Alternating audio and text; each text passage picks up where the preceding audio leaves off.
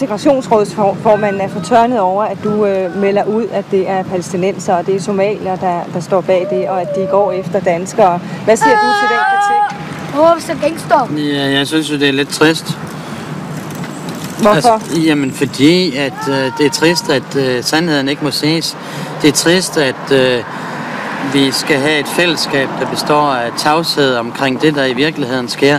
Hvis det nu var, at der var en flok, eller en palæstinenser, eller nogle somalier, eller en hver anden gruppe, der var blevet overfaldet af en flok skinheads, danske racister, eller hvad det nu måtte være, så har der jo ikke været nogen tvivl om, at vi har skulle stå frem og tale om det. Jeg har igennem de mange år, jeg har været med i Vollsmose, oplevet, hvordan vi sammen har kritiseret lige bestemt danskernes meget negativ, eller nogle gange negative vinkel, og nogle gange racistiske indfaldsvinkel til danskerne.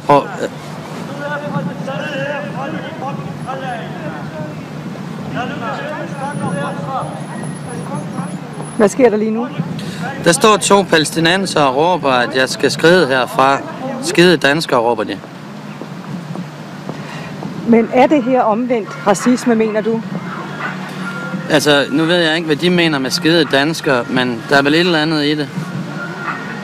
Men kan du ikke forstå, hvis det skaber mere splid end samarbejde og peger dem ud på den måde?